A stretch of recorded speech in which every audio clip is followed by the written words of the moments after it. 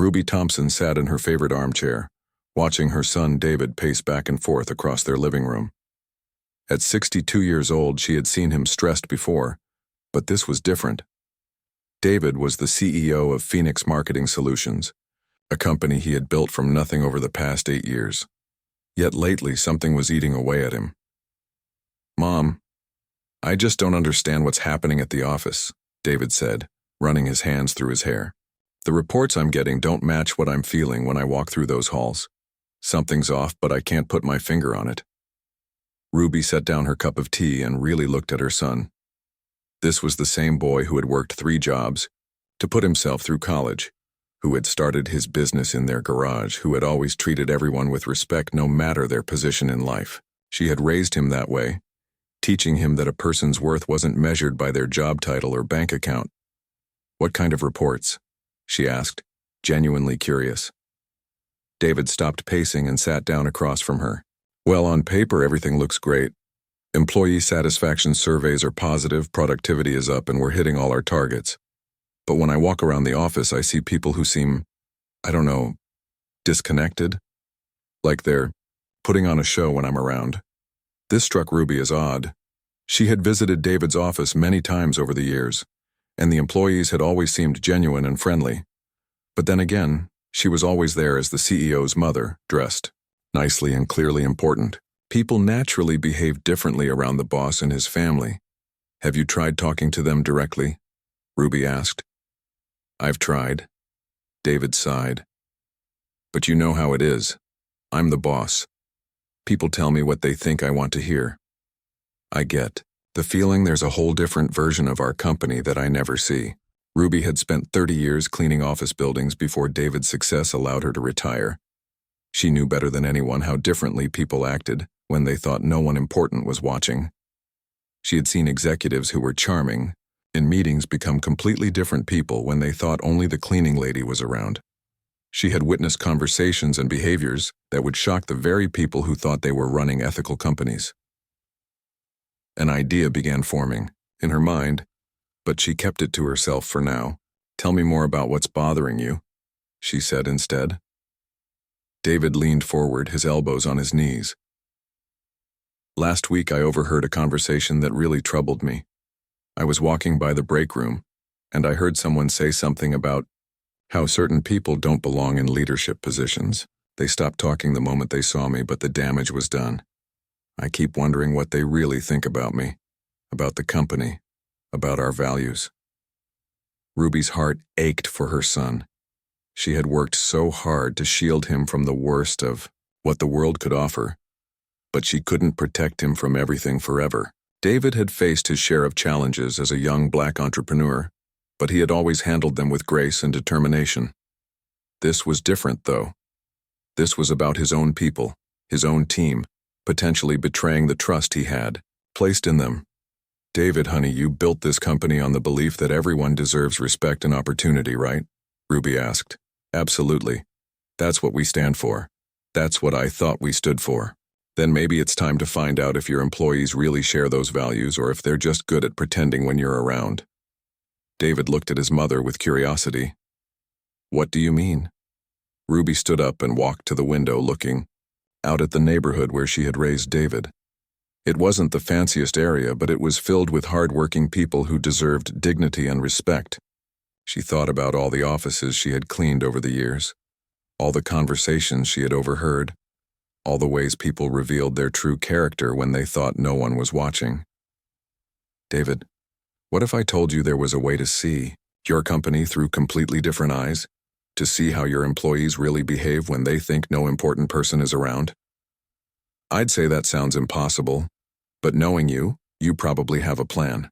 Ruby turned back to face her son, a small smile playing at the corners of her mouth. "What if someone went undercover in your company?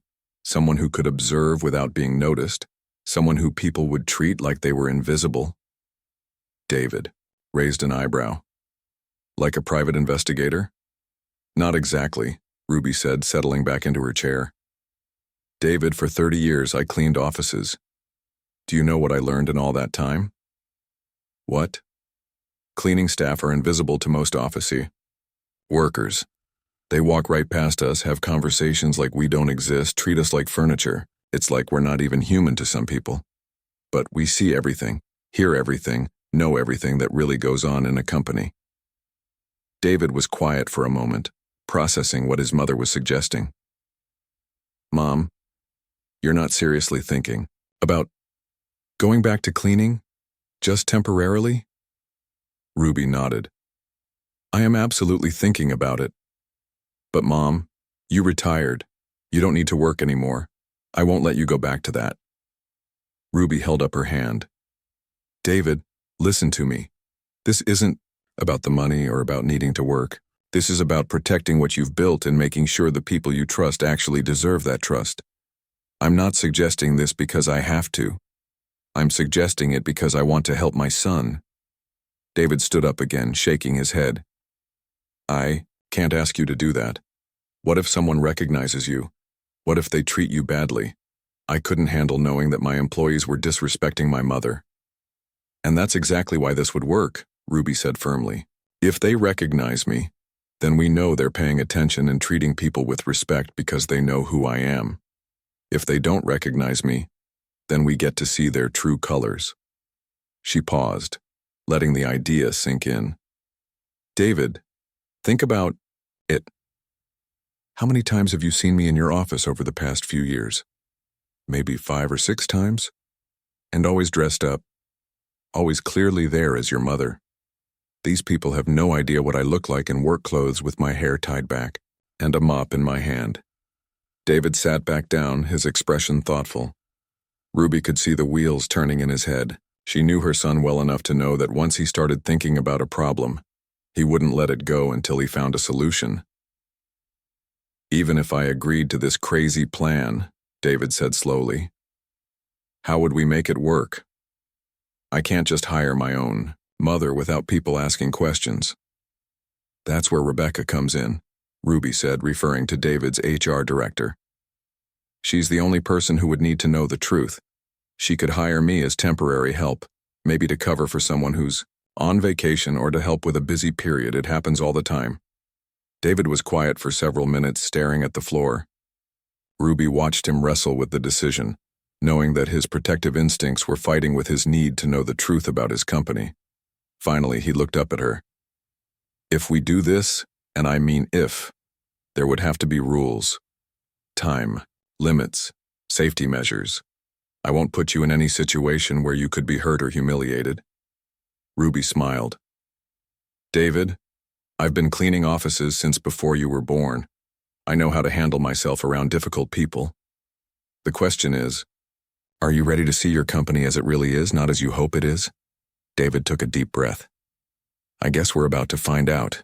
Ruby stood outside Phoenix Marketing Solutions at 6:30 in the morning, wearing clothes she hadn't put on in 3 years. Her worn jeans felt strange after so long in comfortable retirement outfits, and the old cleaning cart beside her brought back memories she thought she had left behind forever. But this wasn't about going backward. This was about protecting her son's future. Rebecca, the HR director, had done her job perfectly. As far as anyone knew, Dorothy Johnson was a temporary cleaning lady hired to help during their busy season. Ruby had chosen the name carefully. Dorothy was her middle name, and Johnson was common enough to blend in. She had even practiced changing her posture and the way she walked, making herself seem smaller and less noticeable. You sure about this, Mrs. Thompson? Rebecca whispered as she let Ruby into the building through the side entrance. Call me Dorothy. While I'm here, Ruby reminded her. And yes, I'm sure. David needs to know what's really happening in his company. Rebecca nodded, though she still looked worried. I've told everyone you're here to help with the extra workload. Your schedule says you'll be cleaning the executive floor first, then working your way down. That should give you a good view of how different levels of the company operate. Ruby pulled on her rubber gloves and tied a simple scarf around her hair. The transformation was remarkable. She looked like any other cleaning lady who might work in the building. Perfect. Remember, if anyone asks, you barely know me. I'm just temporary help.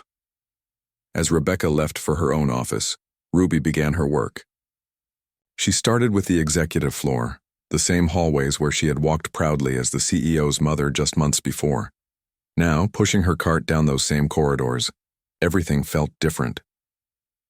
The first few hours were quiet. Most employees didn't arrive until 8 or 9, so Ruby had time to get familiar with the building layout and settle into her role. But as the office began to fill up, she got her first real test. Victoria, the marketing director, arrived at 8:15 sharp. Ruby recognized her immediately. She had met her several times at company events.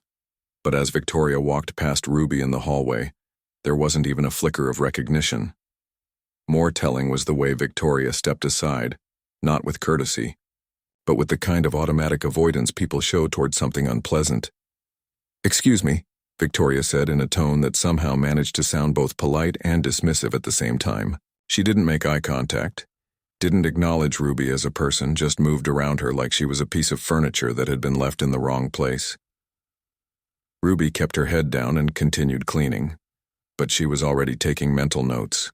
This was exactly what she had expected, but seeing it happen was still jarring. The real shock came an hour later when Victoria was showing a new employee around the office. Ruby was cleaning the windows in the conference room, and the two women had settled at the table just a few feet away. "The key to success here," Victoria was saying, "is understanding that this company has high standards. We maintain a certain level of professionalism, and frankly, not everyone is cut out for that." The new employee, who looked fresh out of college, nodded eagerly. "What do you mean exactly?" Victoria glanced toward Ruby, then continued as if she wasn't there. "Well, you have to understand that our CEO, David, has certain sympathies. He tends to be overly generous with people who probably shouldn't be in professional environments. It's admirable in theory, but it can create challenges for those of us who have to maintain actual business standards." Ruby's hands stilled on the window. She couldn't believe what she was hearing. "The important thing," Victoria continued, "is to remember that just because someone has a title doesn't mean they necessarily earned it. Some people get opportunities for reasons that have nothing to do with their qualifications, if you know what I mean." The new employee looked confused, but she nodded anyway. Ruby wanted to turn around and ask Victoria exactly what she meant, but she forced herself to keep cleaning and listening. "Don't get me wrong," Victoria added quickly. "David's a nice enough guy, but between you and me, this company would probably be more successful with different leadership. Someone who understands that business is business, not a charity project." Ruby felt her blood pressure rising, but she kept her expression neutral and continued her work. This was exactly the kind of information David needed to hear, even though it was breaking her heart to listen to it.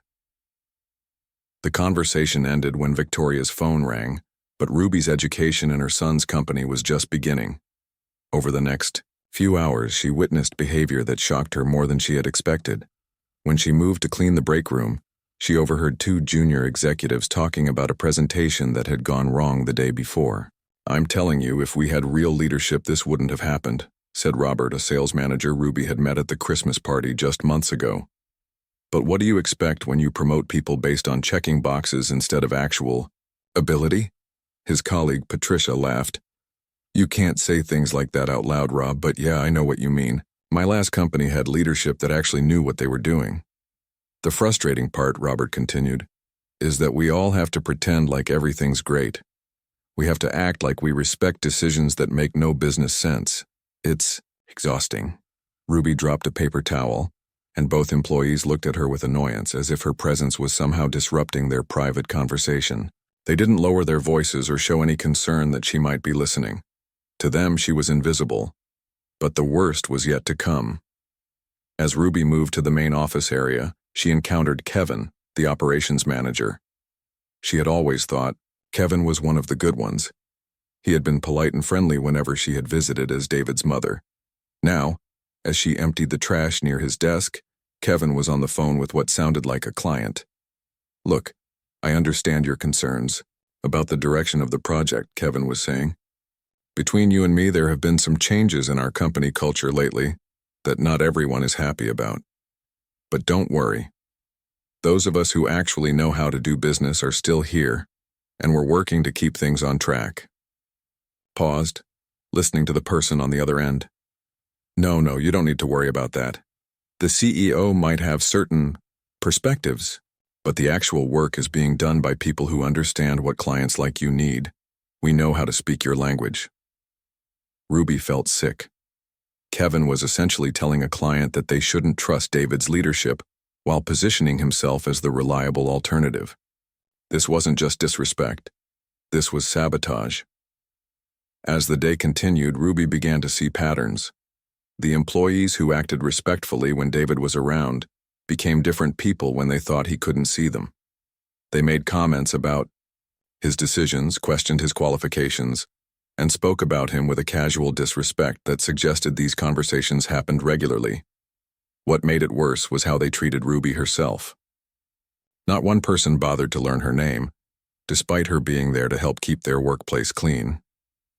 They left unnecessary messes, spoke around her like she couldn't understand, and generally acted as if she was beneath their notice. By lunch time, Ruby had filled several pages in a small notebook she kept hidden in her cleaning supplies. The evidence was overwhelming, but she knew this was just the beginning. She needed to see more, understand more, before she could help David deal with what was clearly a much bigger problem than either of them had imagined. As she ate her lunch alone in the break room, Ruby thought about her son and how hard he had worked to build something meaningful. The company he thought he had created, one based on respect and opportunity, existed only in his mind. The reality was far darker, and Ruby knew that bringing him the truth was going to break his heart before it could fix his business. By the end of her third day, Ruby had learned to move through the Phoenix marketing offices like a ghost. She had perfected the art of being invisible while seeing everything. Her small notebook was already half full of observations, and the picture it painted made her angrier with each passing hour. That morning, she arrived early again and began cleaning the conference room where the senior staff held their weekly meeting. As she wiped down the table and organized the chairs, she couldn't help but think about all the times David had excitedly told her about these meetings, how collaborative they were, how much respect everyone showed for each other's ideas. At exactly 9 o'clock, the senior team began filing in. Ruby continued her work, moving slowly and quietly around the room as they settled in for their discussion. To them, she was just part of the scenery. Victoria, the marketing director, started the meeting with what sounded like routine business updates, but as the conversation progressed, Ruby realized she was witnessing something far more sinister than simple workplace gossip. "I've been thinking about our presentation to the Henderson Group next week," Victoria said, shuffling through some papers. "I really think we need to consider who's going to be the face of this pitch." Robert from sales leaned back in his chair. "What do you mean? David always handles the big client presentations?" "That's exactly my point," Victoria replied. "Look, I'm not saying David isn't capable, but we all know that certain clients have certain expectations. The Henderson Group is old school, traditional. They might be more comfortable with a different approach." Ruby's hand tightened on her cleaning cloth, but she kept her movement steady and quiet. Kevin, the operations manager, nodded thoughtfully. "Victoria has a point. I've worked with companies like Henderson before. They appreciate a more conventional leadership style." "What are you suggesting?" asked Patricia from accounting. Victoria glanced around the room, making sure the coast was clear. Of course, she didn't bother to check if the cleaning lady was listening. "I'm suggesting that maybe Robert should take the lead on this one. He has the right background, the right presentation style, the kind of executive presence that makes clients feel confident." Ruby felt her blood boiling, but she forced herself to keep cleaning the same spot on the table over and over. "That's a pretty big decision to make without David," Patricia said cautiously. "David doesn't need to know the details," Victoria replied smoothly. "We present it as a team effort. Robert takes point, but David gets credit as the visionary behind it all. Everyone wins." Robert looked uncomfortable. "I don't know, Victoria, that feels like we're going behind his back." "We're protecting the company," Victoria insisted. "And protecting David, too. If this presentation fails because of presentation issues, that reflects badly on all of us. But if it succeeds with Robert in front, the company benefits and David still gets the recognition." Ruby watched as Robert's discomfort slowly transformed into agreement. One by one, the other team members nodded along. They were convincing themselves that undermining their CEO was actually helping him. As the meeting ended and everyone filed out, Ruby stood alone in the conference room, shaking with anger. She had witnessed her son's senior team planning to sideline him from a major presentation, all while convincing themselves they were doing him a favor. But this was just the beginning of what would become the longest week of Ruby's life. Over the next few days, she developed a system for documenting everything she witnessed. She carried a small voice recorder disguised in her cleaning supplies, capturing conversations when possible. She took photos with her phone of emails left open on computer screens, meetings boards with telling information, and documents carelessly left on desks. The evidence she gathered painted a picture of systematic disrespect that went far beyond what she had initially suspected. It wasn't just about David. It was about a culture of entitlement and prejudice that infected the entire company. On Thursday morning, Ruby was cleaning the bathrooms when she overheard a conversation that made her stomach turn. Two junior employees were talking at the sinks, apparently unaware that someone was in one of the stalls. "Did you see the new diversity report David wanted us to put together?" one of them said. "Yeah, what a waste of time," the other replied. "Like, we get it, diversity is important, but do we really need to make such a big deal about it?" "Honestly, I think David pushes this stuff because he feels like he has to, because of his own situation." "What do you mean?" "Come on, you know what I mean. He probably feels pressure to prove he's not just here because of affirmative action or whatever." Ruby gripped the toilet brush so hard her knuckles went white. "That's kind of harsh," the first employee said, though she didn't sound very convinced. "I'm not being harsh, I'm being realistic. Look, David's a nice guy, but let's be honest about how he got where he is. And now he's trying to bring more people like him into leadership positions. It's just facts." Ruby waited until they left before emerging from the stall. She stood in front of the mirror looking at her own reflection and saw 30 years of hard work and dignity staring back at her. She thought about David as a little boy, studying at their kitchen table while she worked, double shifts to keep food on that table. She remembered him getting his first job, his first promotion, building his business from nothing through sheer determination and intelligence. The idea that these people saw her son as someone who hadn't earned his success made her feel a rage she hadn't experienced in years. But the worst moment came on Friday afternoon. Ruby was organizing supplies in the storage closet when she heard voices in the hallway outside. She recognized Victoria's voice immediately, but she was talking to someone Ruby didn't recognize. Probably a client or potential business partner. "Oh, you'll love working with Phoenix," Victoria was saying. "We have a really dynamic team here, very professional, very results-oriented." "That's great to hear," the other voice replied. "We've had some bad experiences with companies that prioritize political correctness over actual business results." Victoria laughed, and the sound made Ruby's skin crawl. "I completely understand that concern. Let me put it this way. While our CEO might have certain perspectives, the actual day-to-day operations are handled by people who understand that business comes first. We know how to deliver results without getting caught up in all the social justice noise." "Perfect. That's exactly what we need to hear." "Between you and me," Victoria continued, her voice dropping to a conspiratorial whisper, "there are changes coming. The company is evolving, and I think you'll find that the leadership team you'll actually be working with shares your priorities." Ruby pressed her ear closer to the door, hardly believing what she was hearing. "Are you saying there might be leadership changes soon?" the potential client asked. "Let's just say that not everyone is satisfied with the current direction, and there are people in positions of influence who are working to address that. I can't say more right now, but I think you'll be very happy with how things develop over the next few months." As the voices moved away down the hall, Ruby slumped against the storage room wall. This wasn't just disrespect or casual prejudice. This was a coordinated effort to undermine David's leadership and potentially remove him from his own company.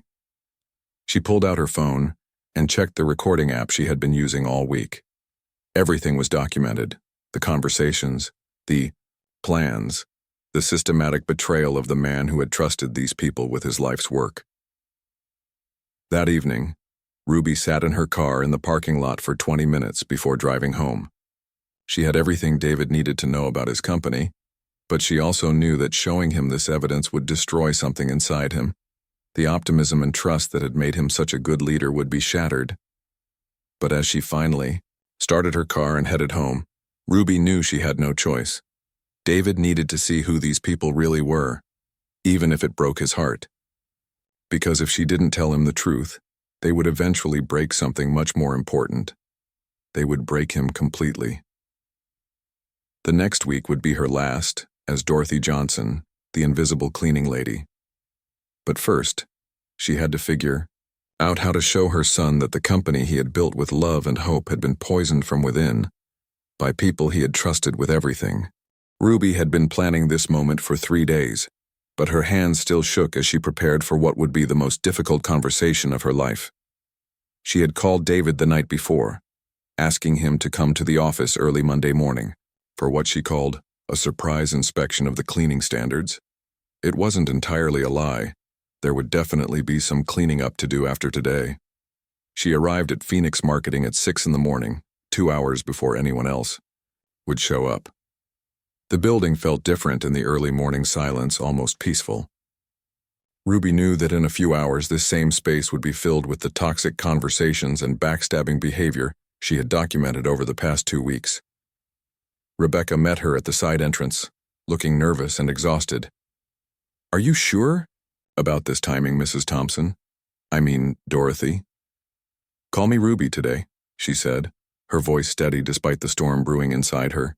"And yes, I'm sure David needs to see this with his own eyes, and the Monday morning senior staff meeting is the perfect opportunity." Ruby had timed everything perfectly. The senior staff always gathered in the main conference room at 8:30 sharp every Monday to discuss the week ahead. It was their regular routine, which meant it was also when they felt most comfortable speaking freely about their real feelings toward David and the company. "I've set up the meeting room like you asked," Rebecca said, quietly. "The recording equipment is hidden and I made sure the cleaning supplies are positioned so you can work while they talk." Ruby nodded. Over the weekend, she and Rebecca had worked out every detail. David would arrive at 8:45, just 15 minutes into the meeting, giving the senior staff enough time to reveal their true colors before he walked in, at B-Wine. 8:15, Ruby positioned herself in the conference room, wiping down the same table where she had heard so many hurtful conversations over the past 2 weeks. She wore the same worn clothes and headscarf that had made her invisible for 14 days. Today, that invisibility would finally serve its purpose. The senior staff began arriving right on schedule. Victoria walked in first, followed by Robert, Kevin, and Patricia. They settled around the table with their coffee and notebooks, completely ignoring Ruby as she continued her cleaning routine. "All right, let's get started," Victoria said, taking her usual position at the head of the table. Ruby noticed that Victoria always sat in the chair that David normally occupied, a small detail that now seemed much more significant. "First item on the agenda," Victoria continued, "the Henderson Group presentation is this Friday. I've finalized the plan we discussed last week. Robert will be taking the lead, and I think we should keep David's involvement minimal." Robert looked uncomfortable. "Victoria, I still think we should discuss this with David first. It's a pretty big change to make without his input. David's input is what got us into this situation in the first place," Victoria replied sharply. "Look, I've been thinking about this company's future, and we need to be realistic about what's best for everyone." Ruby's pulse quickened. She could sense that Victoria was building up to something big. "What do you mean?" Patricia asked. Victoria glanced around the room, then leaned forward conspiratorially. "I mean, it's time we acknowledged what everyone's been thinking but nobody's been saying. This company has outgrown its current leadership structure." The room fell silent. Ruby continued wiping the same spot on the window, but every muscle in her body was tense. "That's a pretty serious statement." "Victoria," Kevin said slowly. "It's a realistic statement," Victoria shot back. "Look at our numbers. Look at our client feedback. Look at the direction this industry is moving. We need leadership that can adapt, that understands what it takes to compete in today's market." And you don't think David can do that? Robert asked. Victoria's laugh was cold and dismissive. David's a nice guy, but nice doesn't win contracts. Nice doesn't impress clients like Henderson Group. Nice doesn't build the kind of company that can compete with the big players. Ruby's hands were shaking now, but she forced herself to keep moving, keep cleaning, keep listening. I've been in touch with some people, Victoria continued. There are opportunities out there for a company like this one, but only if it's run by someone who understands how business really works. What kind of opportunities? Patricia asked, though she sounded worried about the answer. Let's just say there are investors who are very interested in what we've built here, but they need to see stable, experienced leadership before they'll move forward. The kind of leadership that inspires confidence in traditional business circles. Ruby realized with growing horror that Victoria wasn't just talking about undermining David, she was talking about pushing him out entirely and selling the company out from under him. Victoria, this is David's company, Kevin said, though his voice lacked conviction. He built this from nothing. And now it's time for it to grow beyond what he can offer, Victoria replied. Look, I'm not the bad guy here. I'm trying to save this company and all of our jobs. But we need to be smart about how we handle the transition. At that moment, Ruby heard footsteps in the hallway. David was arriving right on schedule, but Ruby wasn't ready. She needed him to hear more, to understand the full scope of what was happening. The important thing, Victoria was saying, is that we present a united front. When the time comes to make changes, we need to show that the senior staff is aligned behind new leadership. That's what investors want to see. The footsteps were getting closer. Ruby made a quick decision. Instead of staying hidden behind her cleaning cart, she moved to the supply closet in the corner of the room, leaving the door slightly open so she could still see and hear everything. So what exactly are you proposing? Robert asked. I'm proposing that we stop pretending David is qualified to run a company this size, Victoria said, her voice rising slightly. I'm proposing that we stop making excuses for leadership decisions that don't make business sense. And I'm proposing that we start planning for a future where this company is run by people who actually understand how to succeed in the real world. That's when David walked through the door. Ruby watched her son's face through the crack in the closet door, and her heart broke. David stood in the doorway for a moment, clearly having heard Victoria's last statement. The confusion on his face slowly transformed into hurt, then disbelief, then something much harder. The room went completely silent. Victoria's face had gone pale, and the other senior staff members looked like they wanted to disappear into their chairs. Don't stop on my account, David said quietly, his voice controlled but dangerous. Please continue discussing my qualifications to run my own company. Victoria tried to recover quickly.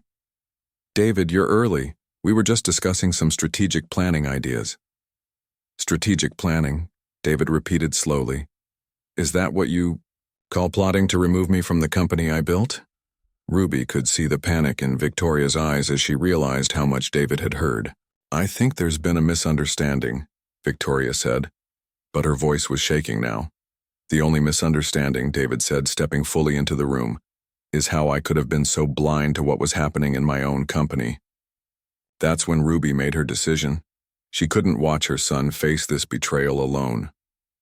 Slowly, she pushed open the closet door and stepped into the room.